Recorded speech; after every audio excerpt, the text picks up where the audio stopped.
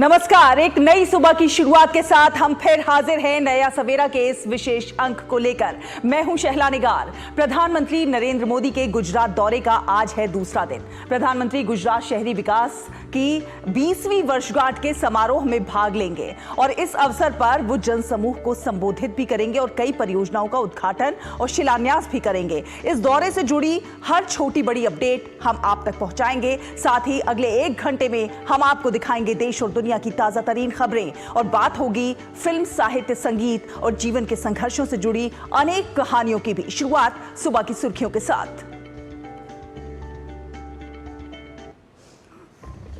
प्रधानमंत्री नरेंद्र मोदी आज गांधीनगर में शहरी विकास वर्ष 2025 का करेंगे शुभारंभ। शहरी विकास गाथा के 20 वर्ष पूरे होने पर होगा भव्य समारोह। जनसमूह को भी करेंगे संबोधित।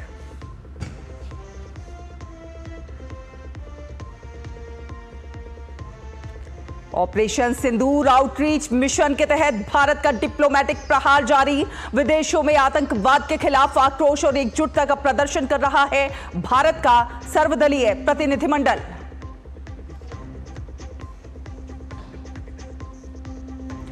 आज से 2 दिन के अमेरिका दौरे पर विदेश सचिव विक्रम मिस्री। अमेरिकी प्रशासन से सैन्य सहयोग, व्यापार और प्रौद्योगिकी के क्षेत्रों में होगी बात।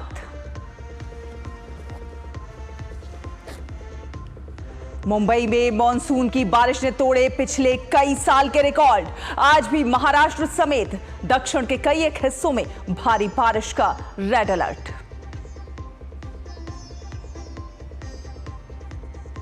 जूनियर शूटिंग वर्ल्ड कप में तेजस्विनी ने 25 मीटर पिस्टल स्पर्धा में भारत को दिलाया स्वर्ण। 3 स्वर्ण, 4 रजत और 4 कांस्य पदक के साथ पदक तालिका में शीर्ष पर है भारत।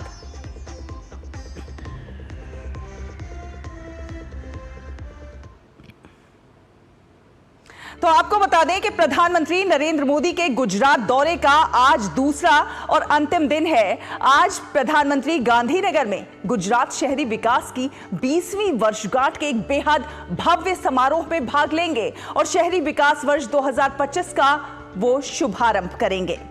इस अवसर पर वो जनसमूह को संबोधित भी करेंगे। इसके अलावा प्रधानमंत्री नरेंद्र मोदी गुजरात की शहरी विकास योजना और राज्य स्वच्छ वायु कार्यक्रम के शुभारंभ करेंगे। वो शहरी विकास, स्वास्थ्य और जल आपूर्ति से संबंधित कई एक परियोजनाओं का उद्घाटन करेंगे और शिलान्यास भी करेंगे। पीएम मोदी PMAY के तहत 22,000 से अधिक आवास इकाइयों को भी समर्पित करेंगे। वो स्वर्णिम जयंती मुख्यमंत्री शहरी विकास योजना के तहत गुजरात में शहरी स्थानीय निकायों को 3,300 करोड़ रुपए की धनराशि भी जारी करेंगे। गुजरात में शहरी विकास वर्ष 2005 तत्कालीन मुख्यमंत्री नरेंद्र मोदी द्वारा शुरू की गई प्रमुख पहल थी और इसका उद्देश्य योजनाबद्ध बुनियादी ढांचे, बेहतर शासन और शहरी निवासियों के लिए बेहतर जीवन स्तर के माध्यम से गुजरात के जो शहरी परिदृश्य है उसका कायाकल्प करना था।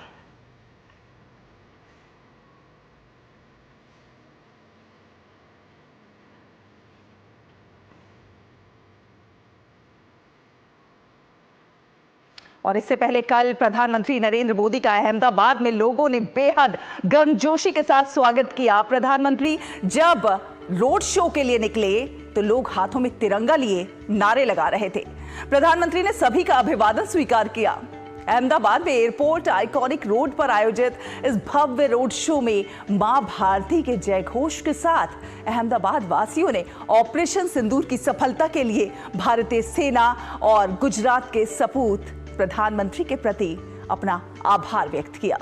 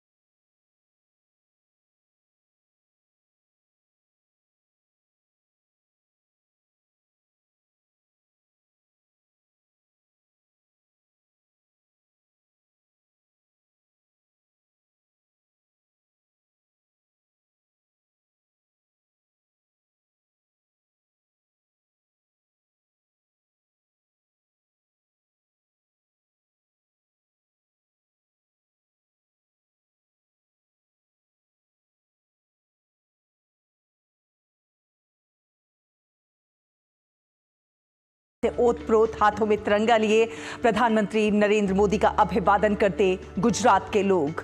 और ऑपरेशन सिंदूर के बाद प्रधानमंत्री नरेंद्र मोदी की ये पहली गुजरात यात्रा है, लिहाजा उनके स्वागत में हर जगह पर तिरंगे ही तिरंगे दिखाई दे रहे हैं। कल जब प्रधानमंत्री भुज में थे तो उन्होंने आतंकवाद के आकाओं को ये बात बता दी कि अगर भारतीयों का खून बहा तो जवाब उसी भाषा में दिया जाएगा।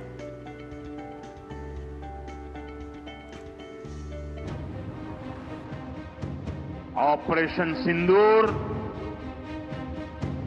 मानवता की रक्षा और आतंकवाद के अंत का मिशन है।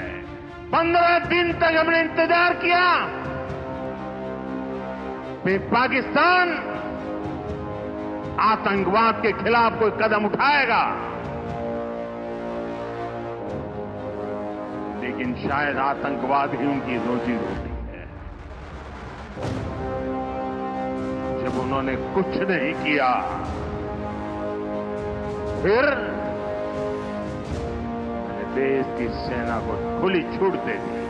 ऑपरेशन सिंदूर की सफलता के बाद ये पहला मौका था कि प्रधानमंत्री भुज की धरती पर थे।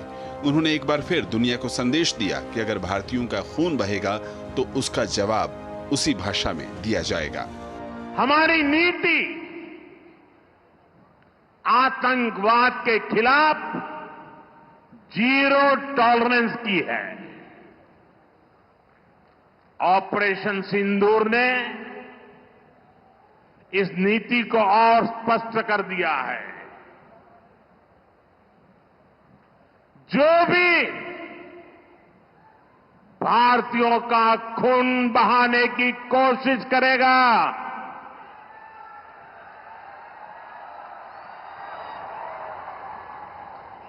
उसको उसकी भाषा में ही जवाब दिया जाएगा। 6-7 मई को भारत ने पाकिस्तान में पल रहे आतंकवादियों और उनके ठिकानों पर सटीक वार किए, लेकिन पाकिस्तान खुलकर आतंकवादियों के साथ आ खड़ा हुआ और उसने भारत पर हमला करने की कोशिश की। लेकिन भारतीय सेनाओं ने अपनी दक्षता और क्षमता दिखाते हुए जवाबी कार्रवाई की और पाकिस्तान को घुटनों पर ला दिया। पाकिस्तान के हमले का जवाब हमने इतनी ताकत से दिया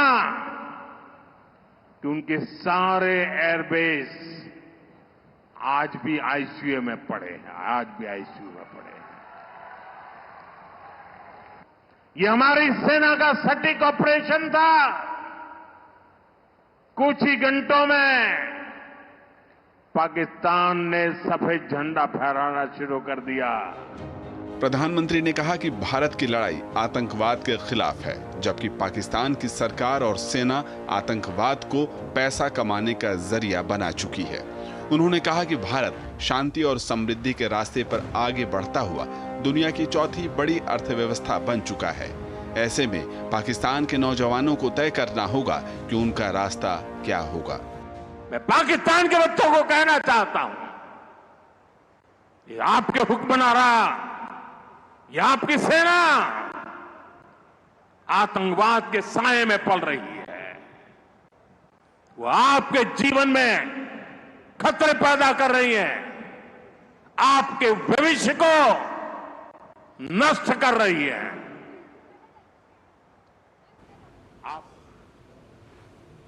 तो पाकिस्तान प्रायोजित आतंकवाद के खिलाफ एक बेहद सशक्त संदेश गुजरात की धरती से प्रधानमंत्री नरेंद्र मोदी ने दिया। आज का भी उनका बेहद व्यस्त कार्यक्रम है और बहुत खास कार्यक्रम रहने वाला है। नीरज सिंह गांधीनगर से हमारे साथ जुड़ गए हैं ज्यादा जानकारी के साथ। नीरज, सुप्रभात। गुजरात के मुख्यमंत्री रहते हुए प्रधान नरेंद्र मोदी जी ने शहरी विकास वर्ष 2005 की शुरुआत की थी। उनका उद्देश्य जो था योजनाबद्ध बुनियादी ढांचे, बेहतर शासन और शहरी निवासियों के लिए बेहतर जीवन स्तर के माध्यम से गुजरात के शहरी परिदृश्य का कायाकल्प करना। अब गुजरात शहरी विकास के 20 वर्ष पूरे हो गए हैं। विकास की एक अलग ही परिभाषा कहते हुए दिखाई देते हैं।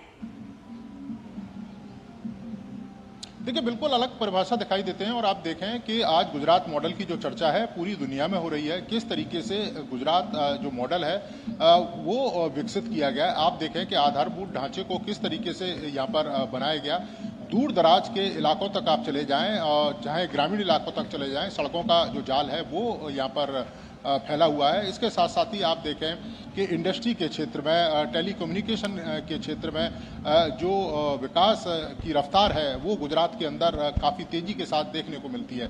आप देखें कि रेलवे कनेक्टिविटी की बात करें, चाहे हम बुलेट ट्रेन की बात करें, देश के अलग अलग हिस्सों में जिस तरीके का विकास प्रधानमंत्री नरेंद्र मोदी का जो विजन है उसको लेकर दिखाई दे रहा है, उसी तरह की एक कह सकते हैं कि जो विजन की शुरुआत है 2005 में प्रधानमंत्री जब गुजरात के मुख्यमंत्री थे उस समय उन्होंने शुरू की थी और आज उसके 20 साल जो पूरे हैं वो हो चुके हैं। और आप देखें कि आज गुजरात मॉडल की जो चर्चा है पूरी दुनिया में हो रही है और उसी को सेलिब्रेट करने के लिए एक कार्यक्रम का आयोजन रखा गया है और प्रधानमंत्री 10:30-11 बजे के करीब उस कार्यक्रम को संबोधित करेंगे। उससे पहले हमारे कैमरामैन कृष्णा आपको दिखाएंगे कि ये वो हिस्सा है शैला जो रोड शो का हिस्सा है। प्रधानमंत्री जब कार्यक्रम में पहुंचेंगे तो करीब 2 किलोमीटर लंबा जो रोड शो है वो भी देखने को मिलेगा और बड़ी संख्या में जो गांधीनगर के जो निवासी हैं वो प्रधानमंत्री का स्वागत करने के लिए पहुंचेंगे। आपने देखा भी था उन दृश्यों को कि किस तरीके से जो बड़ौदा जब प्रधानमंत्री पहुंचे थे तो हजारों की संख्या में जो हुजूम है वो उमड़ कर आया था। इसके बाद दाहोद पहुंचे, भुज पहुंचे, प्रधानमंत्री का जगह जगह स्वागत किया गया। आप देखें कि अहमदाबाद में भी एक लंबा जो रोड शो है वो देखने को मिला था और गुजरात की और अहमदाबाद की जो जनता है वो सड़कों पर उतरी थी प्रधानमंत्री का स्वागत करने के लिए, प्रधानमंत्री का अभिनंदन करने के लिए। ऑपरेशन सिंदूर जिस तरीके से सफलतापूर्वक संपन्न कराया गया, हमारी भारतीय जो सेना है उसके शौर्य का एक तरीके से प्रदर्शन है कि पाकिस्तान की तरफ से नापाक कोशिशें की गई थी लेकिन वो नापाक कोशिशें हमारी भारतीय सेनाओं ने धूल में मिला दी। आप देखें कि मेक इन इंडिया के तहत हमारे कई सारे हथियार ऐसे थे जिन्होंने बेहतरीन प्रदर्शन किया और आज उसकी चर्चा पूरी दुनिया में हो रही है। तो ये प्रधानमंत्री का विजन था। और नीरज, कल जब प्रधानमंत्री ने संबोधित किया तो उन्होंने इसी पर बात भी की। उन्होंने आतंकवाद के खिलाफ एक कड़ा संदेश भी दिया। उन्होंने बताया कि किस प्रकार पाकिस्तान प्रायोजित ये जो आतंकवाद है ये दंश है, ये नासूर है खुद पाकिस्तान के लिए भी। देखिए, बिल्कुल पाकिस्तान के लिए नासूर है। आप देखें कि जहाँ पर आटे के लिए लाइन लगती है, जहाँ पर सैलरी बांटने के लिए आपको विश्व बैंक और IMF जैसे संस्था हैं वहाँ पर आपको अपनी झोली फैलानी पड़ती है। आप देखें कि आतंकवादियों के साथ, सेना के साथ किस तरह का जो गठजोड़ है वो पाकिस्तान के अंदर देखने को मिलता है। जब आतंकवादियों के जनाजे निकल रहे थे तो पाकिस्तान के बड़े बड़े अफसर और इसके अलावा पाकिस्तान के राजनेता उन जनाजों में शामिल थे। ये बताता है कि आतंकवादी, ISI, सेना और जो पाकिस्तान की राजनीति है वो किस तरीके से एक दूसरे से जिकड़ी हुई है।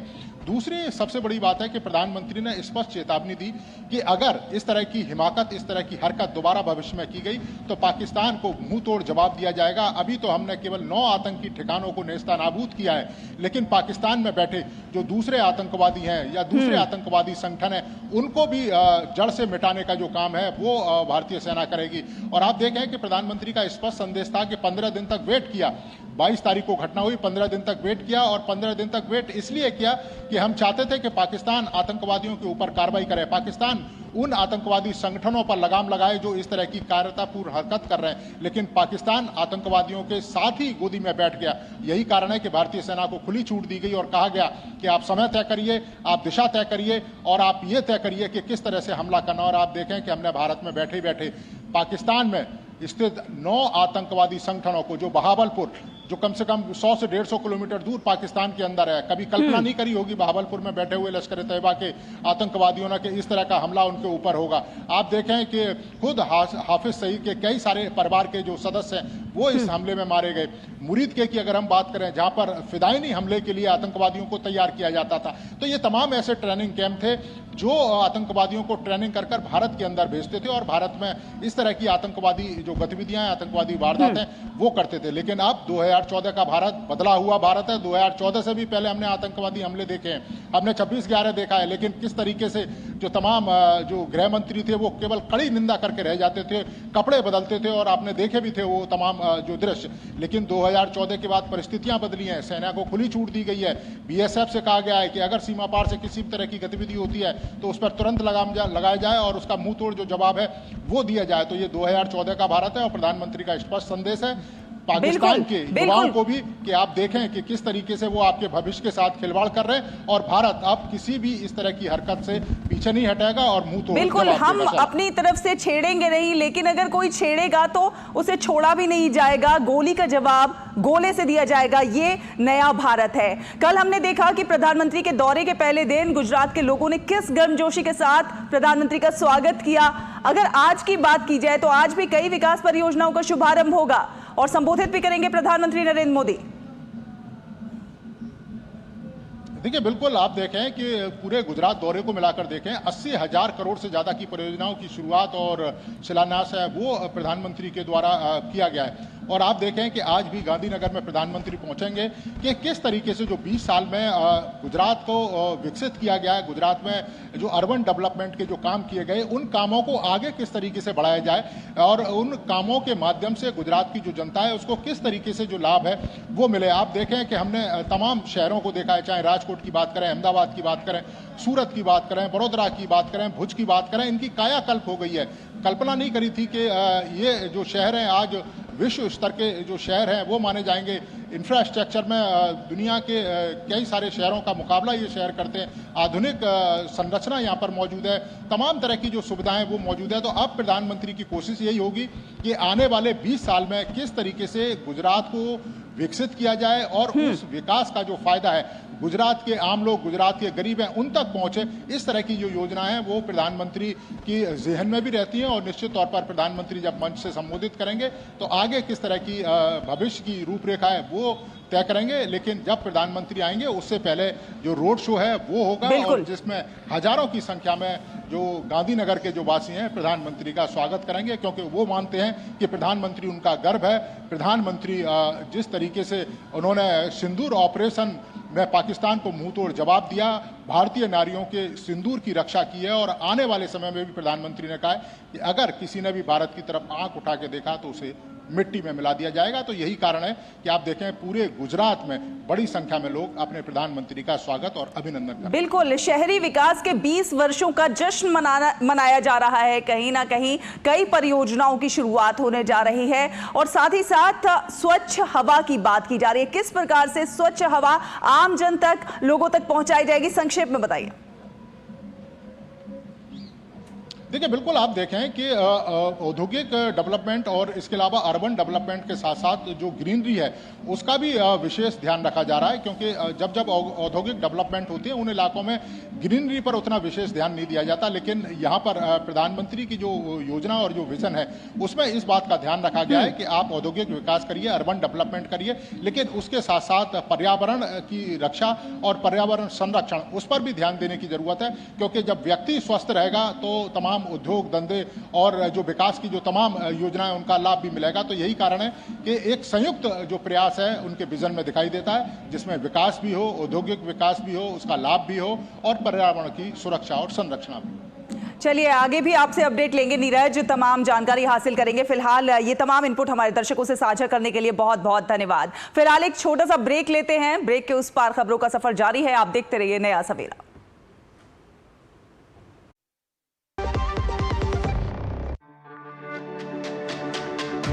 मेरी पसंद, मेरी पसंद, मेरी पसंद, मेरी पसंद, हमारी पसंद, हम सबकी पसंद। मजबूत देश का मजबूत सरिया हो गया स्टील। विभाग अनेक, कंप्लेंट बॉक्स 1। किसी भी सरकारी दफ्तर, विभाग या बैंक से जुड़ी शिकायत के लिए pgportal.gov.in पर जाएं, रजिस्टर करें, संबंधित विभाग चुनें, शिकायत दर्ज करें और ट्रैकिंग आईडी नोट करें। एसएमएस या ईमेल पर एक्नॉलेजमेंट पाएं और शिकायत का जवाब सीधे मंत्रालय से प्राप्त करें। अब तक 1 करोड़ 12 लाख से अधिक भारतीयों ने भरोसा जताया। सीपी ग्राम्स, आपकी हर शिकायत का हल। अभी शिकायत दर्ज करें pgportal.gov.in।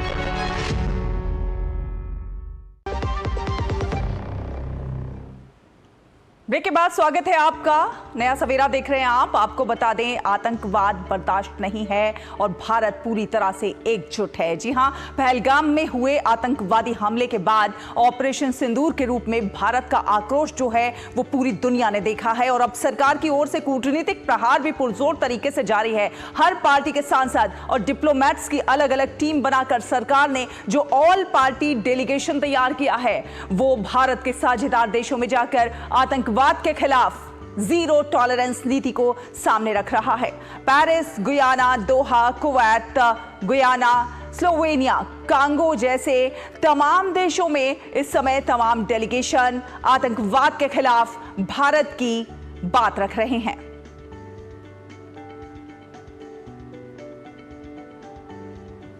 ऑपरेशन सिंदूर आउटरीच के तहत कांग्रेस सांसद शशि थरूर के नेतृत्व में गुयाना गए सर्वदलीय प्रतिनिधिमंडल ने गुयाना के राष्ट्रपति मोहम्मद इरफान अली से मुलाकात की।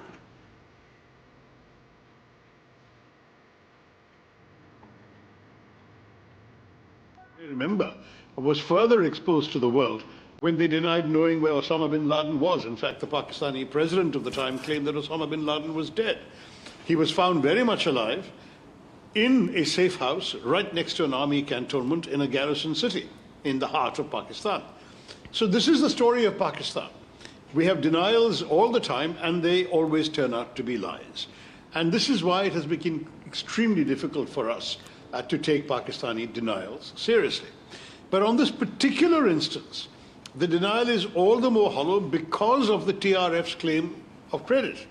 Not only do they claim credit within 1 hour of the attacks taking place, which showed that they had immediate intimate knowledge, but they repeated that 24 hours later on the same website. और वहीं JDU सांसद संजय कुमार झा के नेतृत्व में सर्वदलीय प्रतिनिधिमंडल Singapore पहुंचा और सिंगापुर में प्रतिनिधिमंडल सिंगापुर के मंत्रियों, संसद सदस्यों, थिंक टैंक, शिक्षा जगत, व्यवसाय, मीडिया और भारतीय समुदाय के प्रतिनिधियों से मुलाकात करेगा और आतंकवाद के खिलाफ भारत की राष्ट्रीय सहमति और सामूहिक संकल्प से अवगत कराएगा। इससे पहले यह दल दक्षिण कोरिया की राजधानी सेऊल से सिंगापुर के लिए रवाना हुआ। दक्षिण कोरिया में दल ने सभी प्रकार के आतंकवाद के विरुद्ध शून्य सहनशीलता के भारत के सिद्धांतबद्ध एवं दृढ़ रुख को दृढ़तापूर्वक व्यक्त किया। और शिवसेना सांसद श्रीकांत शिंदे के नेतृत्व में सर्वदलीय शिष्टमंडल ने कांगो में भारतीय समुदाय से संवाद किया। यह प्रतिनिधिमंडल भी पाकिस्तान प्रायोजित आतंकवाद को उजागर करने के लिए वैश्विक नेताओं से मुलाकात कर रहा है। शिष्टमंडल ने विभिन्न देशों का दौरा कर आतंकवाद को कतई बर्दाश्त न करने की भारत की नीति को मजबूती से रखा है। प्रतिनिधिमंडल ने इससे पहले कांगो लोकतांत्रिक गणराज्य की विदेश मंत्री थेरेसा काइक्वाम्बा वैगनर के साथ बैठक की। इस दौरान भारतीय डेलीगेशन ने आतंकवाद के खिलाफ भारत का रुख साफ किया। बैठक के दौरान प्रतिनिधिमंडल ने ऑपरेशन सिंदूर के बारे में जानकारी दी और आतंकवाद के खिलाफ भारत की जीरो टॉलरेंस की नीति को दोहराया। इस बीच विदेश मंत्री थेरेसा ने आतंकवाद के खिलाफ भारत का समर्थन दोहराया। और वहीं डीएमके सांसद कनिमोई के नेतृत्व में सर्वदलीय प्रतिनिधिमंडल ने स्लोवेनिया में ज़ुब्लिजाना में भारतीय प्रवासियों से बातचीत की। इससे पहले प्रतिनिधिमंडल ने ज़ुब्लिजाना में स्लोवेनिया के विदेश और यूरोपीय मामलों के मंत्रालय की महासचिव बारबारा जोएकेलेज के साथ बैठक की।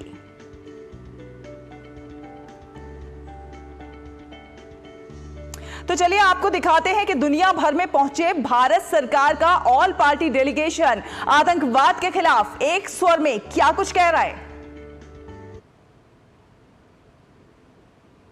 Pakistan's situation, as you may remember, was further exposed to the world when they denied knowing where Osama bin Laden was. In fact, the Pakistani president of the time claimed that Osama bin Laden was dead.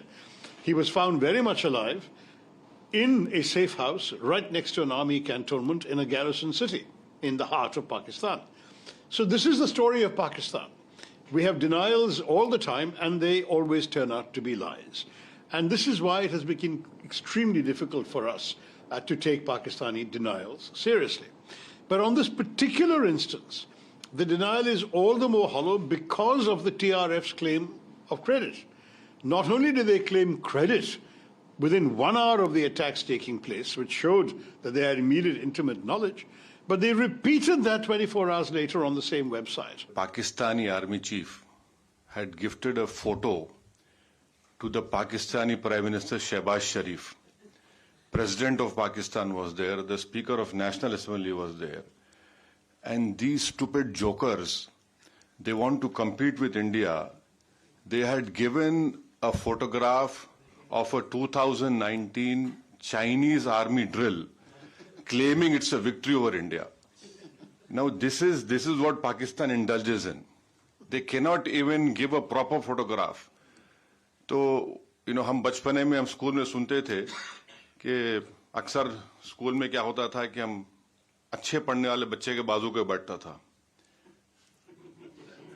तो नकल करने के लिए अकल भी चाहिए, इन नालायकों को अकल भी नहीं है. Operation Sindoor is not just about the confrontation we had with Pakistan, but it has many facets of it, and what he's suggested to us is that we need to tell the world that India stands united against terrorism.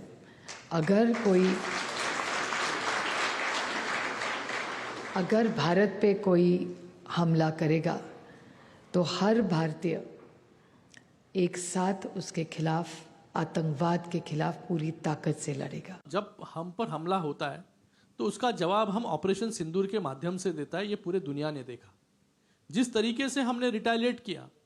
हमने कोई भी civilians पर या civilians accommodation पर हमला नहीं किया. हमने सिर्फ टेररिस्ट ऑर्गेनाइजेशंस को उद्ध्वस्त करने का काम किया, न्यूट्रलाइज करने का काम किया. हमारा जवाब और हमारा जो उत्तर, ये पूरे दुनिया को पता चल गया कि जब हम पर हमला होता है तो हम किस तरीके से रिटालिएट करते हैं. यही आज हम सभी पूरे देश, दुनिया के सामने जाकर बता रहे हैं. 52 designated terrorists are from Pakistan by the UN, so many bodies. Asim Munir is the army chief. On 16th of April, he delivered a speech. You may have heard about it. What he said: we are two nations. They are Hindus, we are Muslims. And our ambitions are different. Jinnah Sahab created Pakistan. This should be conveyed to the coming generations of Pakistani. He was addressing the expatriates Pakistani in Islamabad. He spoke like a jihadi, not like a general. Pakistan is a jihadi military state. It is not a democracy. पूरी दुनिया में ये संदेश लेके जा रहे हैं. उस संदेश का सिर्फ मतलब यही है कि ये मत समझिए कि ये आतंकवाद एक ही जगह तक सीमित रहेगा. अगर इसको रोका नहीं गया, इसको जड़ से उखाड़ा नहीं गया, और उसकी जो जड़ है वो पाकिस्तान में स्थित है. ओसामा बिन लादेन कोई इलाहाबाद में नहीं पकड़ा गया था, वो एबोटाबाद में पकड़ा गया था. तो हमारा पूर्ण उद्देश्य ये है कि सारी दुनिया को इस आतंकवाद के खिलाफ संगठित करना. तो आतंकवाद के खिलाफ पूरा देश जो है वो एकजुट है और सर्वदलीय प्रतिनिधिमंडल देश के विभिन्न कोनों में जा रहा है और लोगों को पाकिस्तान प्रायोजित आतंकवाद के बारे में बता रहा है. स्लोवेनिया में हमारे संवाददाता दिव्येंदु मंडल मौजूद हैं. चलिए उनसे बात करते हैं. सुप्रभात दिव्येंदु. स्लोवेनिया में ऑल पार्टी डेलीगेशन किस तरह से समय अपनी बात रख रहा है और आगे क्या कुछ यहाँ का कार्यक्रम है, क्या कुछ फ्रेमवर्क है, बताइए. स्लोवेनिया में अभी विज़िट कर रहे हैं। कल उनकी काफ़ी इम्पॉर्टेंट मीटिंग्स हुई है। नेशनल सिक्योरिटी एडवाइज़र जो कि प्राइम मिनिस्टर, यहाँ की जो प्राइम मिनिस्टर है उनके ऑफिस में जो नेशनल सिक्योरिटी एडवाइज़र है उनके साथ काफ़ी इम्पॉर्टेंट मीटिंग हुई है। और कल इनका जो सेक्रेटरी जनरल है इनकी फॉरेन मिनिस्ट्री, विदेश मंत्रालय में, उनके साथ भी जो यहाँ पे जो ऑल पार्टी डेलीगेशन आया है उनका भी काफ़ी इम्पॉर्टेंट मीटिंग हुई है। और कल सुबह एक इनके जो नेशनल असेंबली है जो कि हमारे पार्लियामेंट की इक्विवेलेंट है, वहाँ पे भी उनकी मीटिंग हुई थी। और हमारा जो ऑल पार्टी डेलीगेशन है जो यहाँ पर आए हैं, अभी मॉस्को से यहाँ स्लोवेनिया पहुँचे हैं और फर्दर इन लोग आगे ग्रीस, लैटविया और स्पेन जाएंगे। उनका ये कहना बहुत स्पष्ट है कि जो पाकिस्तान जो आतंकवाद इंडिया में, दहशतगर्दी आतंकवाद इंडिया में जो पिछले कई दशकों से जो इंडिया में फैला रहे हैं, उसको लेकर के एक कड़ी आवाज़ पूरी दुनिया को उठानी चाहिए। यही एक इम्पॉर्टेंट बात एक इस मीटिंग में रखा गया है। इस मीटिंग में ये भी रखा गया है कि जो हमारी तरफ से, जो हमारी पार्लियामेंट्री डेलीगेशन है, हमारी तरफ से हमने इम्पॉर्टेंट पॉइंट्स, फोटोग्राफ्स, डॉजियर्स भी यहाँ के स्लोवेनियन काउंटर पार्ट्स को हमने दिखाया है। हमने उनको प्रेजेंट किया है कि कैसे पाकिस्तान अपनी मिट्टी में, अपने सरकार और अपनी मिलिट्री के द्वारा स्पॉन्सर किया हुआ टेररिज्म, वहाँ पे उनके लैंड में, उनकी ज़मीन पे टेररिज्म को कैसे उन लोग सपोर्ट करते हैं, कैसे उन लोग वहाँ पे उनको रहने की जगह देते हैं, उनको ट्रेनिंग करने की जगह देते हैं, हथियार भी देते हैं। तो ये जो प्रॉक्सी वॉर एक पाकिस्तान पिछले कई दशकों से इंडिया के अगेंस्ट वेज कर रहे हैं, इसको लेके एक बड़ा मुद्दा पूरी दुनिया के सामने ये पार्लियामेंट्री डेलीगेशन रख रहे हैं। और जैसे कि स्लोवेनिया में भी कल जो मीटिंग्स हुई है उसमें काफ़ी क्लियर हो चुका है कि काफ़ी सक्सेसफुल टॉक्स, काफ़ी सफल टॉक्स, डेलिब्रेशन, डिस्कशंस जो भी आप कह ले, वो हो चुका है। और स्लोवेनियन जो काउंटर पार्ट से जिन्होंने मिला है, उन्होंने एक शब्द में सारे जितने भी सरकार की इम्पोर्टेंट अधिकारी है, उन लोग एक शब्द में ये जो टेररिस्ट अटैक हुआ है इंडिया में, उसको कंडेम किया है, उसकी निंदा किए है। और जो पाकिस्तान स्पॉन्सर्ड टेररिज्म जो कि इंडिया में काफ़ी टाइम से फैला रहे हैं, उसकी भी कड़ी निंदा किया है। सो देयरफॉर ये मीटिंग्स काफ़ी सक्सेसफुल रही है। और आज भी ये डेलीगेशन का काफ़ी इम्पोर्टेंट एंगेजमेंट्स रहेंगे पूरे दिन। चलिए आगे भी आपसे संपर्क करेंगे, ज़्यादा जानकारी हासिल करेंगे। तो काफ़ी सफल टॉक्स रहे हैं और पूरी दुनिया में इस आतंकवाद की निंदा हो रही है और पाकिस्तान पर कूटनीतिक प्रहार लगातार जारी है। और अब बात करेंगे भारत अमेरिका संबंधों की। दरअसल भारत के विदेश सचिव विक्रम मिस्री आज अमेरिका की 3 दिवसीय यात्रा पर जाएंगे और इस दौरान विक्रम मिस्री वॉशिंगटन डीसी में डोनाल्ड ट्रंप प्रशासन के वरिष्ठ अधिकारियों से मुलाकात करेंगे। विक्रम मिस्री की ये यात्रा बीती फरवरी में प्रधानमंत्री नरेंद्र मोदी के अमेरिका यात्रा के बाद की अगली कड़ी है। और इस यात्रा के दौरान भारत और अमेरिका ने मिलकर भारत अमेरिका कॉम्पैक्ट पहल की शुरुआत की थी, जो 21वीं सदी में द्विपक्षीय साझेदारी को और ज्यादा मजबूत करने की दिशा में एक महत्वपूर्ण कदम है। और अब बात मुंबई में रिकॉर्ड बारिश की। जी हां, दक्षिण पश्चिम राज्यों में मॉनसून आने से राजधानी दिल्ली समेत पूरे एनसीआर में मौसम में बदलाव आ गया है। तापमान में गिरावट देखने को मिली है और जिससे गर्मी से लोगों को काफी राहत मिलती हुई नजर आ रही है। हालांकि महाराष्ट्र, केरल और तमिलनाडु के कुछ एक हिस्सों में मॉनसून जो है वो कहर बरपाता हुआ नजर आ रहा है। मौसम विभाग ने भारी बारिश की आशंका को देखते हुए कोंकण, गोवा, मध्य महाराष्ट्र और तटीय कर्नाटक के लिए रेड अलर्ट जारी किया है। अगले 5 दिन उत्तर भारत में गरज के साथ मध्यम बारिश की संभावना है, जिसे देखते हुए मौसम विभाग ने ऑरेंज अलर्ट जारी किया है।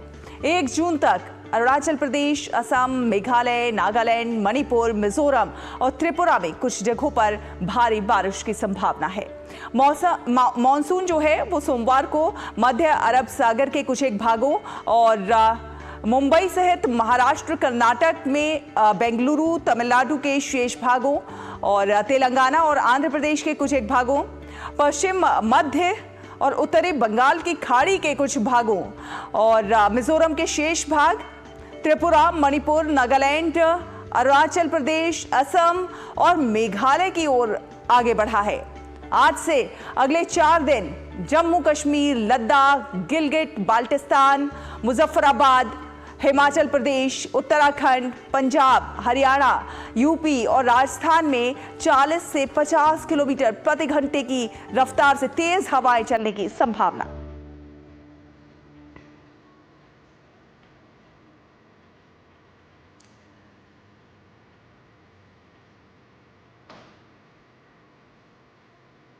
तो कोंकण गोवा में भारी बारिश के लिए सावधान रहने की चेतावनी दी गई है और मध्य महाराष्ट्र और तटीय कर्नाटक के लिए जो है रेड अलर्ट भी जारी किया गया है। मध्य अरब सागर के कुछ एक हिस्सों समेत सोमवार को मानसून मध्य महाराष्ट्र पहुंचा, जिसके बाद राज्य के कई इलाकों में आसमान से आफत की बारिश हो रही है। मौसम विभाग ने आज भी भारी बारिश की संभावना जताते हुए मध्य महाराष्ट्र के लिए रेड अलर्ट जारी किया है। मानसून आने से महाराष्ट्र के मुंबई समेत कई एक शहरों में गरज, तेज हवाओं के साथ जमकर मूसलाधार बारिश हुई। बारिश के कारण आर्थिक राजधानी मुंबई पूरी तरह से ठप पड़ गई। सड़कों पर पानी भरने से यातायात भी बुरी तरह से प्रभावित रहा। लोगों को घंटों जाम का सामना करना पड़ा। बारिश के साथ हवाएं इतनी तेज थी कि सड़कों पर कई जगह पर पेड़ भी गिर गए। प्रतिकूल मौसम को देखते हुए जो जहां था वहीं पर थम गया। मौसमविदों का मानना है कि मुंबई में मई के महीने में कई साल के बाद इतनी ज्यादा बारिश हुई है। और इस बीच गुजरात के सूरत में भी रात में भारी बारिश हुई है। और आपको बता दें कि हरियाणा के पंचकूला शहर में एक दिल दहला देने वाला मामला सामने आया है। यहां पर देहरादून के एक ही परिवार के 7 लोगों ने आत्महत्या कर ली है। पूरा मामला पंचकूला के सेक्टर 27 का बताया जा रहा है। बताया यह जा रहा है कि एक ही परिवार के 7 सदस्यों ने गाड़ी में जहर खाकर आत्महत्या कर ली। सभी 7 लोगों का शव पंचकूला के सेक्टर 27 में एक मकान के बाहर सड़क पर खड़ी गाड़ी में बंद मिला। मृतकों की पहचान देहरादून निवासी प्रवीण मित्तल के रूप में हुई है। मृतकों में प्रवीण के माता-पिता, प्रवीण की पत्नी और 2 बेटी और 1 बेटे शामिल हैं। पुलिस ने मौके से सुसाइड नोट भी बरामद किया है। पुलिस मामले की जांच में जुट गई है। सूत्रों के अनुसार यह बताया जा रहा है कि परिवार के लोग कर्ज में डूबे हुए थे और आर्थिक तंगी का सामना कर रहे थे। सभी 7 शवों को पंचकूला के निजी अस्पतालों के शवगृह में रखवा दिया गया है। तो बेहद दिल दहला देने वाला ये मामला। और आगे बढ़ेंगे, बात करेंगे पद्म पुरस्कार समारोह की। जी हां, राष्ट्रपति भवन में आज शाम पद्म पुरस्कारों के वितरण के दूसरे चरण का आयोजन किया जाएगा। राष्ट्रपति द्रौपदी मुर्मू पद्म पुरस्कार विजेताओं को सम्मानित करेंगी। आज 68 पद्म विजेताओं को सम्मानित किया जाएगा। इस साल पद्म पुरस्कारों के लिए 139 व्यक्तियों का चयन किया गया था। पुरस्कार वितरण समारोह 2 चरणों में आयोजित किए जा रहे हैं। पहले चरण में बीती 28 अप्रैल को 71 विभूतियों को सम्मानित किया गया था। बाकी बचे हुए 68 पद्म विजेताओं को आज दूसरे चरण में सम्मानित किया जाएगा।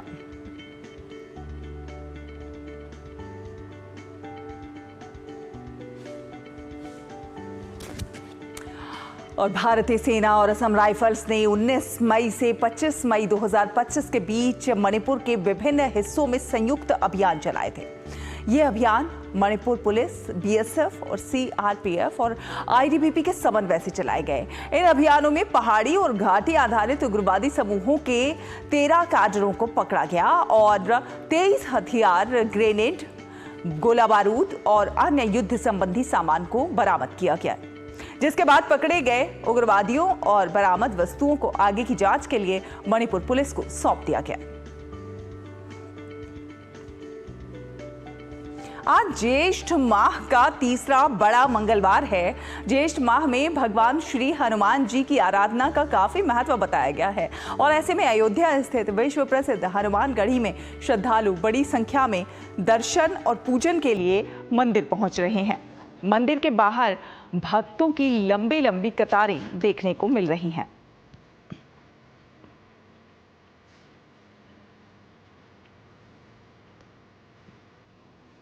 आज तीसरा ज्येष्ठ माह का बड़ा मंगलवार है। उसके उपलक्ष्य में पहले हम लोग में आया सरजू में स्नान किया उसके बाद सीधा हनुमानगढ़ी प्रभु का दर्शन करने आया। क्या मांगना है? हम लोग अयोध्या के निवासी हैं, श्री राम जी के हैं, यहाँ के रहने वाले हैं, बस इसी से हम लोग सौभाग्य करते हैं कि अयोध्या के रहने वाले हैं हम लोग। मंगलवार है, हम लोग आए हैं दर्शन करने, बहुत ज्यादा भीड़ है और बहुत कठिनाइयों के साथ हमको दर्शन प्राप्त हुआ। तो हनुमानगढ़ी में उमड़ा आस्था का सैलाब। फिलहाल एक छोटा सा ब्रेक, लेकिन ब्रेक के बाद हम जल्दी वापस आएंगे और बात होगी हमारे खास सेगमेंट अखबारों की सुर्खियों की। सुनो, एक अच्छी इंश्योरेंस पॉलिसी एआई से पूछते हैं। एक ऐसी पॉलिसी जिसमें प्रीमियम पेमेंट हो लिमिटेड पर इनकम आती रहे लाइफ टाइम। LIC का जीवन उत्सव। एक ऐसी पॉलिसी जो दे होल लाइफ इंश्योरेंस कवर भी। LIC का जीवन उत्सव। वाओ, चलो तो LIC की जीवन उत्सव पॉलिसी ही लेते हैं। मैं भी तुमसे यही कह रही थी, LIC का जीवन उत्सव। लाइफ टाइम सेलिब्रेशन मनाइए LIC के जीवन उत्सव के साथ, फ्यूचर सेट है। जब धरती चीर कर निकलता है लोहे का पत्थर और मिलता है मोंगिया के जोश से, फिर तपता है, पिघलता है और बनता है फौलाद। अब होता है सरिया सारी खूबियों के साथ। मोंगिया स्टील, मजबूत देश का मजबूत सरिया।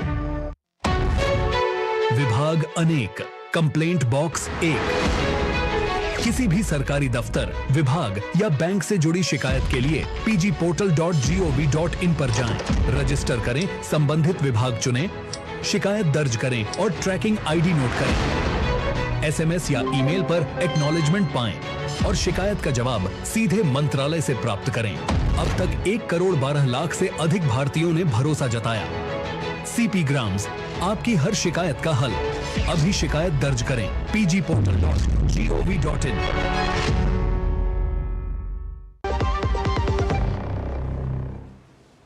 ब्रेक के बाद स्वागत है आपका। आप देख रहे हैं नया सवेरा और नया सवेरा में अब बारी अखबारों की सुर्खियों की।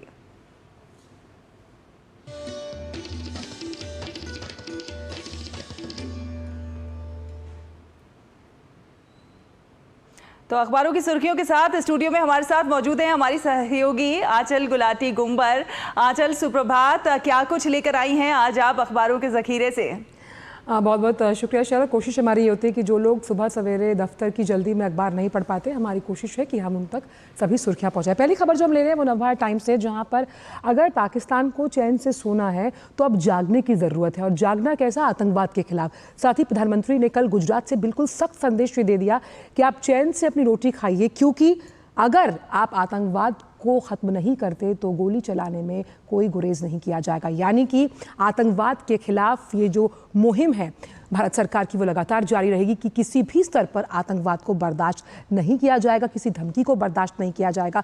और जिस तरह से ऑपरेशन सिंदूर चलाया गया, और इस ऑपरेशन सिंदूर के बारे में अलग अलग जो प्रतिनिधि मंडल है वो विदेशों में जाकर आतंकवाद के खिलाफ जागरूक और एकजुट हो रहा है, ये सीधी दो टूक पाकिस्तान को लेकर प्रधानमंत्री की ओर से। दूसरी खबर हम ले रहे हैं जो कि जनसत्ता से है, जहां एक भ्रामक दावे को गलत साबित किया गया। GTRI यानी कि जो वैश्विक आर्थिक शोध संस्थान है जिसका नाम है ग्लोबल ट्रेड रिसर्च इनिशिएटिव, उसका मानना है कि एक रिपोर्ट जारी की गई मंडे को, उसमें कहा कि जो ट्रेड डेफिसिट भारत और अमेरिका के बीच है वो ज़्यादा है, जबकि इसके उलट 85 अरब डॉलर हर साल अमेरिका किससे कमाता है? भारत से कमाता है। और वो तमाम क्षेत्र में, आपको बता दूं, वो तमाम क्षेत्र हैं, स्टार्टअप का क्षेत्र है, हम बौद्धिक संपदा की बात कर रहे हैं, इसमें डिजिटल सेवाएं हैं, वित्तीय सेवाएं, और सबसे ज़्यादा शिक्षक क्षेत्र, यानी कि जो भारतीय छात्र अमेरिका में पढ़ने जाते हैं, अगर वित्त वर्ष 2024-25 का जो फाइनेंशियल ईयर है उनके आंकड़ों पर हम नज़र डालें तो करीबन 186 अरब डॉलर का व्यापार रहा, जिसमें 25 अरब डॉलर जो यहाँ से पढ़ने भारतीय छात्र अमेरिका जाते हैं, ये उनकी इकोनॉमी को बूस्ट करता है। तो ये एक खबर जो भ्रामक थी, इसको सिरे से खारिज करती हुई GTRI की ये रिपोर्ट। तीसरी खबर जो हम ले रहे हैं वो एक पंथ दो काज, यानी कि दैनिक जागरण की खबर है। हमने सुना है इस कहावत के बारे में, एक पंथ दो काज, और इसी के अगर हम कहें तो ढर्रे पर जो दिल्ली सरकार है वो अब काम करने वाली कि हर जिले में मिनी सचिवालय बनाए जाएंगे, जहां पर एक ही छत के नीचे सभी काम किए जाएंगे। यानी कि मान लीजिए अगर आपको रजिस्ट्री करवानी है, लाइसेंसिंग का काम है, ग्रीवेंसेस का काम है, तो एक छत के नीचे ये सारे काम होंगे। इससे आपके समय की बचत होगी, आपको बार बार अलग अलग दफ्तरों के चक्कर नहीं लगाने पड़ेंगे। जैसे कि दिल्ली नगर निगम, दिल्ली जल बोर्ड, राजस्व विभाग और समाज कल्याण विभाग एक ही छत के नीचे होंगे। अब अलग अलग काम अगर आपको पड़ता है तो आपको एक ही जगह जाना होगा और आपका काम अधिकारी एक ही वक्त पर कर पाएंगे और इससे समय की बचत के साथ साथ आपको परेशानी का सामना भी नहीं करना पड़ेगा। और वो कहते हैं ना कि minimum governance will lead to a better organisational skill. चौथी खबर हम ले रहे हैं खास तौर पर ये कि आपकी मेहनत की कमाई से जुड़ी हुई है। शेयर बाजार में निवेश करना कोई बुरी बात नहीं है, लेकिन सेबी ने चेताया है उन लोगों को जो खाली यूट्यूब पर कुछ वीडियोस देखते हैं। आप कभी देखिएगा बड़े अट्रैक्टिव थंबनेल्स के साथ वीडियो आते हैं कि आप इतना पैसा निवेश करेंगे तो आप इतने समय में अरबपति, लखपति बन सकते हैं। ये लखपति बनने के चक्कर के जरिए 70,000 से ज़्यादा वीडियोस को डिलीट किया जा चुका है। 5,000 से ज़्यादा जो वीडियोस हैं उनका निरीक्षण किया जाता है कि ये सही है या नहीं है। और 11 करोड़ से ज़्यादा जो खुदरा निवेशक हैं, इसीलिए जब भी आप निवेश करें तो सेबी का जो ऑफिशियल साइट है या कोई फंड मैनेजर जो कि रजिस्टर्ड है सेबी की साइट पर, उसके ज़रिए इक्विटी मार्केट में आप निवेश करिए, क्योंकि ये आपकी मेहनत की गाढ़ी कमाई है जिससे आप विभिन्न पोर्टफोलियोज के जरिए निवेश करते हैं। आखिरी खबर हम ले रहे हैं कोविड से जुड़ी हुई, जहां पर लगातार इस मंच के माध्यम से भी हम आपसे कहना चाहते हैं कि कोविड का जो नया वेरिएंट है उससे घबराने की ज़रूरत नहीं है, बल्कि स्टैंडर्ड ऑपरेटिंग जो प्रोसीजर है, यानी कि हाथ धोना और दूरी बनाकर रखना और भीड़ भाड़ वाली जगहों से बचने के लिए। और इस कोविड का जो नया वेरिएंट है उसके बारे में जो दिल्ली के स्वास्थ्य मंत्री है पंकज सिंह, उनका मानना है कि अगर केस बढ़ रहे हैं तब भी ये वेरिएंट जो है वो घातक नहीं है और दिल्ली के साथ साथ जिन राज्यों से भी केस आ रहे हैं वो तमाम जो सुरक्षा और साथ ही साथ चिकित्सीय सुविधाएं हैं उससे लैस हैं, सुरक्षित हैं, संरक्षित हैं। तो आज की खबरों के जजीरे से ये तमाम हेडलाइंस हम सभी दर्शकों के लिए। Over to you Shaila. बहुत बहुत धन्यवाद आंचल। अनेक समाचार पत्रों से अलग अलग टॉपिक्स पर और अलग अलग समाज से जुड़ी हुई आपने तमाम सारी खबरें हमारे दर्शकों तक पहुंचाई, धन्यवाद। और अब देखते हैं दुनिया भर की कुछ खास खबरें।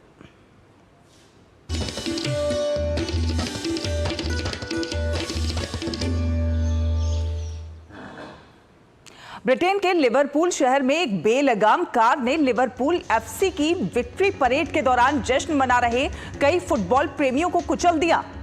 कार अचानक से फैंस की भीड़ में जा घुसी और लोगों को टक्कर मारती चली गई। इस घटना में 27 लोगों के घायल होने की खबर है, जिनमें से 2 की हालत गंभीर बताई जा रही है। शहर के केंद्र में स्थित वाटर स्ट्रीट पर जिस जगह पर फैंस को कुचला गया वहां से एक 53 वर्षीय ब्रिटिश नागरिक को गिरफ्तार किया गया है।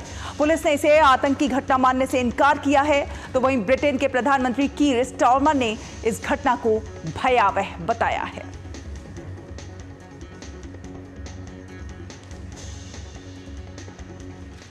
और अब बात कारोबार की।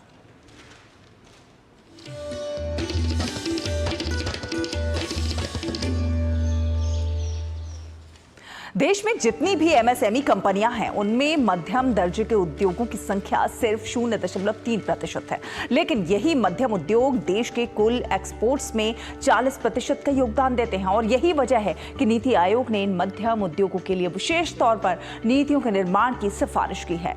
नीति आयोग की ताजा रिपोर्ट में कहा गया है कि देश में विकास की गति को तेज में मध्यम उद्योगों की भूमिका जो है वो काफी अहम होने जा रही है। और अपनी ताजा रिपोर्ट में नीति आयोग ने सिफारिश की है कि सरकार की ज्यादातर प्रोत्साहन नीतियां सूक्ष्म उद्योगों के लिए हैं, जो एक सीमा के बाद उन्हें बड़ा बनने से रोकती भी हैं। रिपोर्ट का विमोचन नीति आयोग के उपाध्यक्ष सुमन बेरी ने नीति आयोग के सदस्य डॉक्टर वी.के. सारस्वत और नीति आयोग के सदस्य डॉक्टर अरविंद विरमानी की उपस्थिति में किया। रिपोर्ट में कहा गया है कि मध्यम दर्जे के उद्योगों को वर्किंग कैपिटल के लिए 25 करोड़ तक मुहैया कराए जाने की सुविधा होनी चाहिए। इंडस्ट्री 4.0 की और नई उभरती हुई तकनीक से इन उद्योगों को जोड़ा जाए। इन उद्योगों द्वारा किए गए उत्पादों की गुणवत्ता की जांच और सर्टिफिकेशन की व्यवस्था स्थानीय स्तर पर ही मुहैया हो और सभी सरकारी सेवाओं का लाभ उठाने के लिए एकीकृत पोर्टल की व्यवस्था की जाए।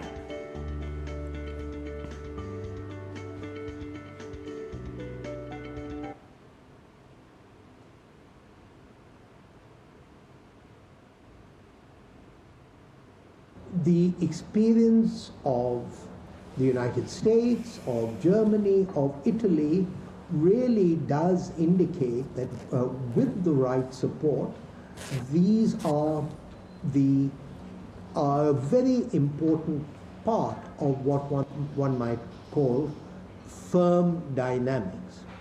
MSME continue to face an institutional credit gap of something like 25 to 28 lakh crore, with only 20% accessing formal finance, compared to 37% in China and 50% in developed economies.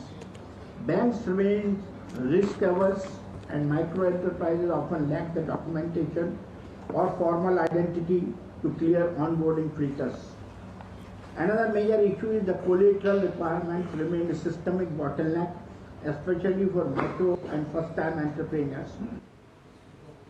और आपको बता दें कि पंचायती राज मंत्रालय की ओर से अंबेडकर इंटरनेशनल सेंटर में 2 दिवसीय पंचायत विकास सूचकांक संस्करण 2.0 पर राष्ट्रीय लेखशाला का आयोजन किया गया। इस कार्यक्रम का उद्घाटन पंचायती राज मंत्रालय के सचिव विवेक भारद्वाज, सांख्यिकी और कार्यक्रम कार्यान्वयन मंत्रालय के सचिव सौरभ गर्ग और नीति आयोग के वरिष्ठ सलाहकार राजीव कुमार सेन ने किया। कार्यक्रम को संबोधित पंचायती राज मंत्रालय के सचिव विवेक भारद्वाज ने बताया कि इस आयोजन का उद्देश्य पंचायती राज संस्थाओं के माध्यम से ग्रामीण क्षेत्रों में समग्र, समावेशी और सतत विकास के लिए डेटा आधारित निगरानी और योजना के लिए क्षमता निर्माण करना है। और अब खबरें खेल जगत से।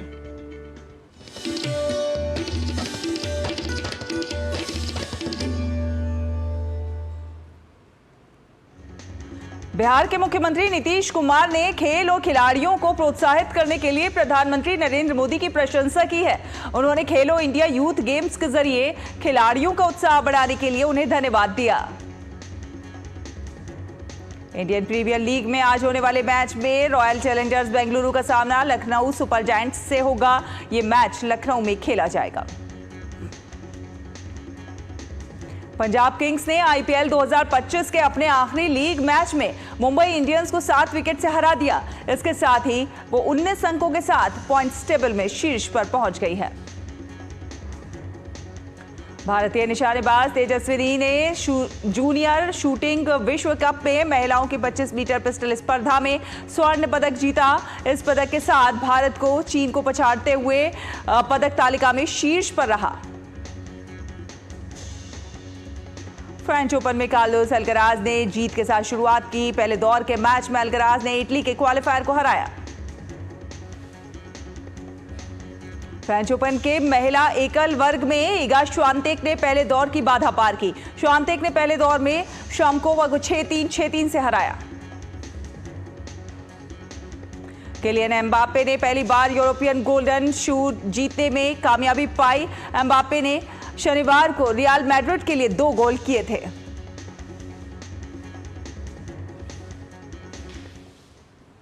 और नया सवेरा में अब बात कर लेते हैं मौसम की।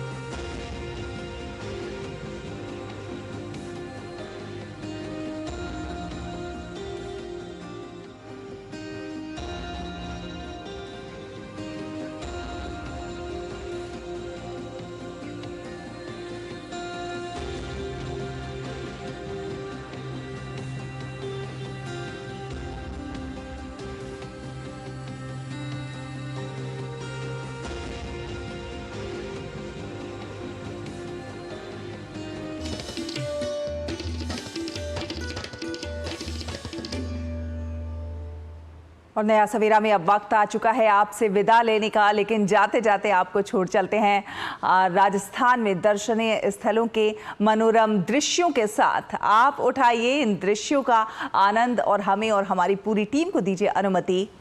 नमस्कार।